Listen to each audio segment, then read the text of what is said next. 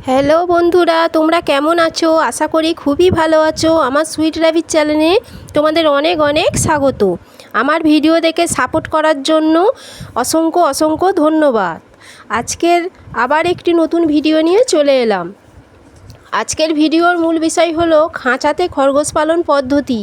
কিভাবে তোমরা খাঁচাতে খরগোশ রেখে দেবে। প্রথমেই বলি, খাঁচায় খরগোশ পালন করলে ওরা জায়গাটা কম পায়, তাই দৌড়াদৌড়ি ছুটোছুটি খেলাধুলা কিছুই করতে পারে না।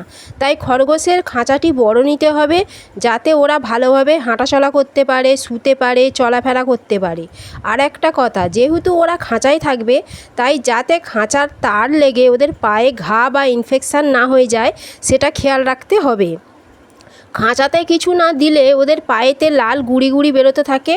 তাই তোমরা করবে কি, মোটা ধরনের কাপড় বা চট বা কোনো মোটা কার্ডবোর্ড টাইপের কিছু একটা খাঁচায় পেতে দেবে।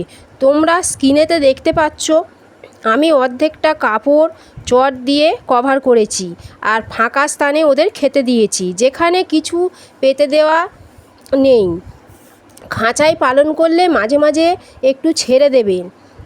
খাঁচায় পালনে একটা সুবিধা হলো, ছেড়ে পালন করলে যেরকম কুকুর বিড়াল ওদের আক্রমণ করতে পারে, কিন্তু খাঁচাতে পালন করলে কুকুর বিড়ালের হাত থেকে ওরা রক্ষা পাবে। তবে খাঁচাটা মাঝে মাঝে ডেটল জলে পরিষ্কার করে নেবেন। খাঁচায় যদি জং লেগে থাকে তো ওরা খাঁচাটা কামড়াবে, তখন ওদের মুখে চলে যাবে।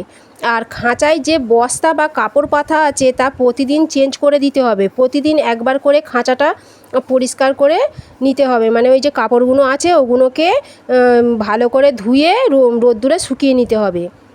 খাঁচা সবসময় পরিষ্কার ও পরিচ্ছন্ন রাখতে হবে। আশা করি তোমরা সব বুঝতে পেরেছো। এরপরেও যদি কোনো অসুবিধা থাকে তো কমেন্টে জানাবে। তো পরের ভিডিওতে আবার দেখা হচ্ছে।